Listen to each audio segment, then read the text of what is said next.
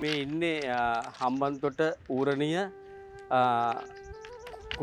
කුඹුරියායේ කුඹුරියායේ අපි පටන් ගන්නවා මෙහි පාරම්පරික දේශීය වී වගා කිරීමේ වැඩසටහනක්.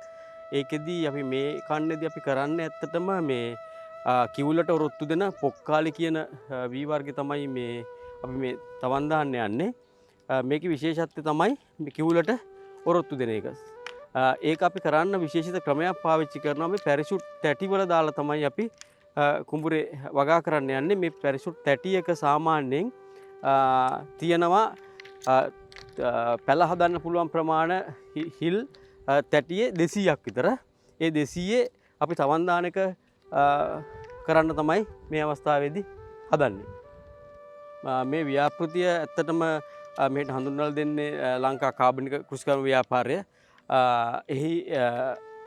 එයින් අපිට මේ තැටි ප්‍රමාණයක් ලබලා දීලා අපි ඒකේ තමයි මේ තවන් දෑමේ කටයුතු කරන්නේ. මෙන්න මේ විදියට අපි පොළවේ මේක එලලා මේ තැටි එලලා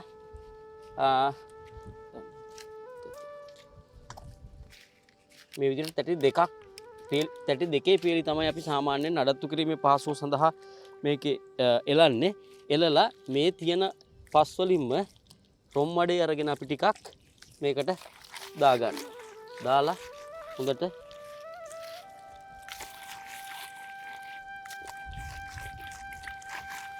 ලෙවල් කරගන්න ඕනේ මේක.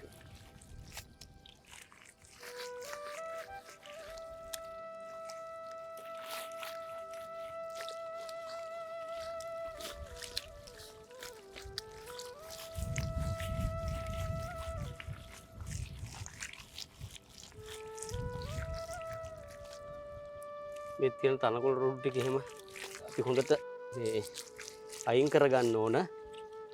අයින් කරගෙන මේ විදියට අපි හදා ගන්නවා.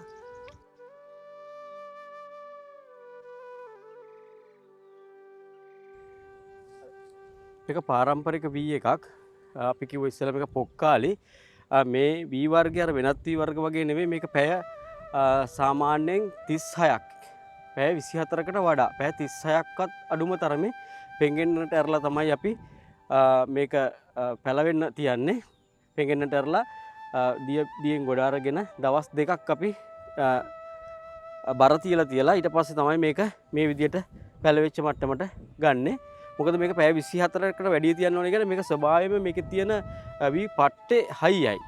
ඒතර මේක පෙඟිලා රිකිල්ලක් මතු කරන්න කියන මුලක් මතු කරන්න පුළුවන් මට්ටමට එන්න එච්චර විතර කාලයක්වත් ගත වෙනවා. ඊට පස්සේ මේ විදිහට කණු කැපිච්ච වී ටික අපි මේ පැරෂුට් තැටි වලට එමිහිට දාගන්නවා.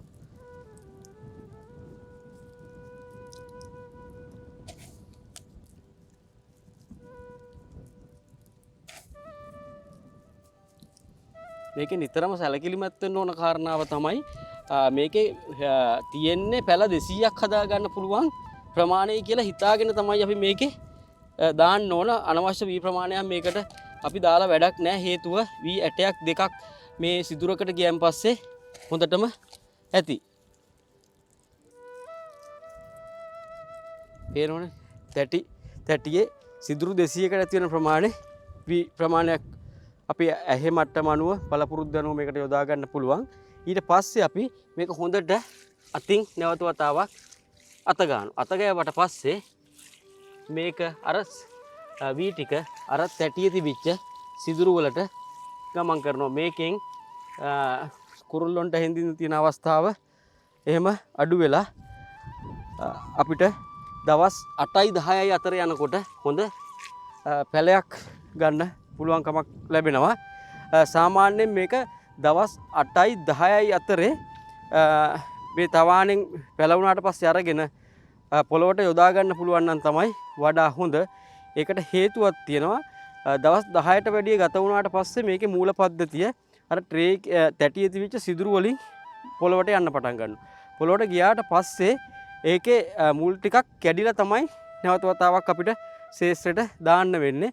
ඊට කලින් පොළොවට දාගත්තොත් පැල සිටුවීමේදී අර එන කාලය වැඩිපුර යන එක අපිට අවම කරගෙන අදාළ මාසෙම්ම අපිට මේ වී වර්ග සාමාන්‍ය මාස 3මාර වී වර්ගයක් ඒ කියන්නේ දවස් 105යි 105ෙන්ම අපිට අස්වැන්න නෙල්න තත්ත්වයට අපිට මේක පත් කරගන්න මේක තමයි සාමාන්‍යයෙන් පැරිසුට් ට්‍රේ එක වී තවන් දාගන්න විදිය.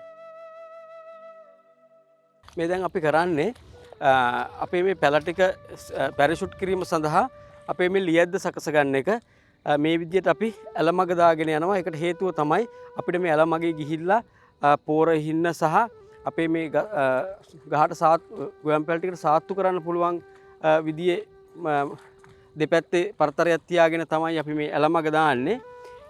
ඒකෙන් තවත් බලාපොරොත්තු වෙන අපිට මේ වැටෙන ජලය මේ ඇලමග දිගේ පමණක් බැහැර කරන්න සහ වතුර ගනිද්දී ඒ ඇලමග දිගේ වතුර ගන්න ඒ දෙකටම අපි පාවිච්චි කරනවා මේ ඇලමග. අපි මේ ඇලවල් දානවා වගේම මේ වටේම අපි දාලා තියෙනවා ඇලමගක්. ඒකට අපි කියනවා සාමාන්‍ය භාෂාවෙන් කිවුල කියලා. ඒකේ කරන්නේ මේකේ තියෙන ලවණ ගතිය පිටත් කර හරින්න. නිතරම අපේ ගොයන් ඉන්දන පාත්තිය පැරිෂුට් කරන පාත්තිය මේ ඇලමගින් දාන පාත්තිය අපි උස්සලා තමයි හදාගන්නේ. එතකොට මේකේ තියෙන කිවුල ගතිය නිරන්තරයෙන් වැසි ජලයට සහ මේ වාරි ජලයෙන් එන වතුරෙන් මේක සෝදා හරින්න පුළුවන් අපිට දිගින් දිගටම. ඒක තමයි මේ කිවුල දාන එකේ සහ ඇල දාන එකේ ඇලමග දාන එකේ වාසිය. කිවුල් වලින් බහින ජලය වක්කඩෙන් අපි මේ ලියද්දෙන් අයින් කරනවා. වක්කඩෙන් අයින් වෙලා ගිහිල්ලා පිටවානට බහිනවා. පිටවානෙන් ගිහිල්ලා ඉවර වෙලා ප්‍රධාන ඇලට බහැලා ඒක ගංගා ඇලදොලවල් වලට ගිහිල්ලා අපේ කුඹුර ලවණ වලින් තොරව කිවුලෙන් තොර කුඹුරක් බවට පත් කරගන්න මේ ක්‍රියාවලිය වාසි වෙනවා. මේ ගොවි මහත්තයා දැන් කරන්නේ අපි මේකට කියනවා පාත්‍ය සකසා ගැනීම.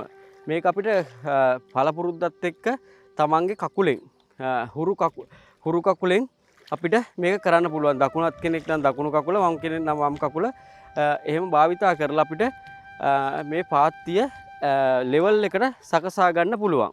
ඒ වගේම තමයි මේ ක්‍රියාවලිය කරන්න අපි පෝරු ලෑල්ල කියලා එකකුත් පාවිච්චි කරනවා. මේකට කියනවා අපි පෝරු ලෑල්ල කියලා. මේකෙන් අපිට පුළුවන් මේ ගොවි මහත්තයා මේක හදනවා වගේ ඇලමග දාලා ඉවර වෙලා පාත්තියේ තනකොළ ටික යට කරලා ලෙවල් එකට හදාගන්න අපි ගොඩක් අය මේ පෝරුවත් භාවිතා කරනවා. එතනවා මේකෙන් ඉතාමත්ම හොඳට තනකොළ ටික යට කරලා මේ අපිට පුළුවන් පාත්තිය ලෙවල් එකට හදාගන්න වතුර හිටින් නැති වෙන්නේ.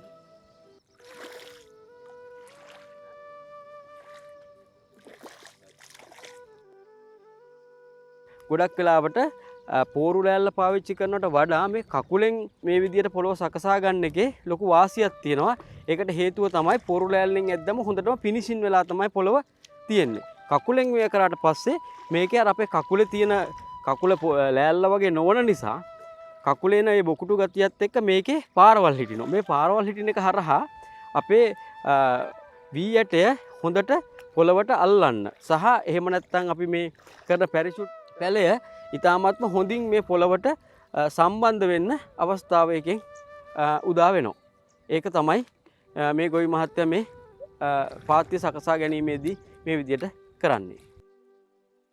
දවස් 8ක් ගත වෙච්ච පැල තියෙන මේ තවානක් තමයි මේ තියෙන්නේ. අපි දැන් මේක ගලවලා ගන්න හදනවා අපේ කුඹුරට ඉහින්න. දැන් ඒ වැඩේ තමයි මේ අපේ ගොවි මහත්මයා කරන්න යන්නේ. මේ කියන්නේ දැන් වැඩිපුර මඩ අර මුල් පොඩ්ඩක් යටට ගිහිල්ලා මේ පෝෂක කොටස් මේ පොළවේ තියෙන හින්දා මුල් වැඩිපුර ගිහිල්ලා තිබුණොත් අපි මේ මඩ ටික යන්න පොඩ්ඩක් වතුරෙන් හොද ගන්නවා. එහෙම නැත්නම් පොඩි ලී පතුරු කෑල්ලකින් අර පිටිපස්සේ තියෙන මඩ ටික කඩා ගන්නවා. ඒ කඩා ගන්නේ අපි අර වී පැලේ ගලවලා ගැනීමේ පහසුව සඳහා. අපි මේ විදියට දවස් 8ක් විතර ගත වෙච්ච ගොයම් පැලේ අපි පොළවට දානවා. ඒක පොළවට දාද්දී පිළිවෙලක් නැහැ. අපිළිවෙලට අපේ ඇස්මානයට පේන්න මෙහෙම එකින් එක ගහනවා නම් අපි අඟල් 4න් 4ට විතර වැටෙන්න ගහනවා. අපි සාමාන්‍යයෙන් වී පැලේ මෙහෙම පොළවට ගහගෙන පිටිපස්සෙන් පිටිපස්සට තමයි යන්නේ. මොකද මේක ඉස්සරහට ගමන් කරන්න බෑ. ඉස්සරහට ගමන් කරොත් අපිට මේ පැල පෑගෙන නිසා අපි මේ විදියට අපි පැල ටික පොළවට දාගන්න එක කරනවා. ක්‍රමානුකූලව දැන් පේනවනේ මේ ගොයන් ගහ බිමට මෙහෙම පැත්ත පෙරළුණා කියලා මේකෙදි කිසිම ප්‍රශ්නයක් වෙන්නේ නැහැ. දවස් දෙකක් යනකොට මේ ගොයන් ගහ ස්වභාවයෙන්ම ස්වභාවික ලක්ෂණ තියෙනවා. යාගේ අනුවර්තන ගොයන් ගහ කෙලින් වෙනවා. අපි දවස් දෙකක් යනකොට මේකේ වතුර බඳිනවා. වතුර බැඳලා පස්සේ ගොයන් ගස් ටික හොඳටම කෙලින් වෙලා ගොයන් ගස් ටික හැදෙනවා. යල කන්නේදී අපි ටිකක් ලං කරලා ගහනවා. මේක හේතුව තමයි වතුර ගතිය තියෙන නිසා ගොඩක් පඳුර ගහන ස්වභාවය අඩු වෙන නිසා. මාස් කන්නේදී නම් අපි මේක ටිකක් දුරස් කරලා ගහනවා. ඒක මාස් කන්නේදී වතුර ගතිය අඩු නිසා මාස් කන්නේදී මේකේ හොඳට පඳුරු දාලා විශාල පඳුරු ප්‍රමාණයක් මේකේ නොසාමාන්‍යයෙන් මේ විදිහට පැරෂුට් කරාට පස්සේ මේ එක ගහකින් මේ දාන ගස් කීපකින් ගස් එනවා පඳුරේ සාමාන්‍යයෙන් 25ක් 20ත් 25ත් අතර විතර ප්‍රමාණයක්. එතකොට බී යන්නේ අපිට මේක මේ ආකාරයට කරනකොට අක්කරයටම බී කිලෝ 12 මාරයි.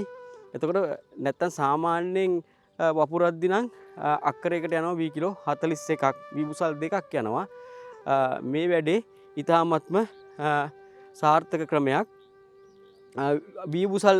බී බුසලකින් අපිට පුළුවන් වෙනවා එතකොට ආසන්න වශයෙන් අක්කර 2ක විතර ප්‍රමාණයක් අස්වද්ද ගන්න. මගේ නම WG සරත්. ඌරුණියේ වගා කරන්නේ ගිය සැරේ මේ වගේ වගාවක් කළා මම සාර්ථක ප්‍රතිඵල ගත්තා. මේ වී જાතියමයි වී කිලෝ එකක් නැත්නම් වී කිලෝ දෙකක් ගහලා මම වී කිලෝ මේ જાතියම වී කිලෝ 50ක් හැදුවා. ඒ 50 මේ වී තමයි දැන් මේ තියෙන්නේ. දැන් ඒකෙන් මේ ටික වහ ගන්න කියලා තමයි මේක දැම්මේ. ගිය සැරේ මට සාර්ථක ප්‍රතිඵල තිබුණා මේ වී දාලා. සාර්ථකයි. ඒ කියන්නේ මේ කිවුල් වලට මේ ගොයන් ගහ මැරෙන්නේ නැහනේ. ඒක සාර්ථකව මේ මැරෙන්නේ නැතුව පඳුරු ගහලා හැදෙනවා. මගේ නම චන්සෝම වීරරත්න. මම පැරකුම් ගොවි සංවිධානයේ ලේකම් හැටියට මේ පුරන් විච්චි යාය අපි දැන් කන්න මේ තුන්වෙනි කන්නේ කාබනික ලංකා කුෂිකර්ම ව්‍යාපාරේ සම්බන්ධ වෙලා මේ කටයුතු කරගෙන යනවා. ඇත්තටම හද මේ වැඩසටහනට සම්බන්ධ වෙන්නේ කලින් ගිය කන්නේදී අපි වී කිලෝ 3ක් ඔක්කාලි කියන වී වර්ගේ වී කිලෝ 3ක් ඒ ආයතනෙන් ලැබිලා ඒකෙන් අපි වී කිලෝ 60ක නිෂ්පාදනයක් ලබා ගත්තා. ඒකෙන් ගත්තේ බීජ වී තමයි අද මේ ටේස් වල වී කිලෝ 30ක් දාලා අපි අක්කර දෙහික දෙකමාරක වගේ ප්‍රමාණයක අද මේ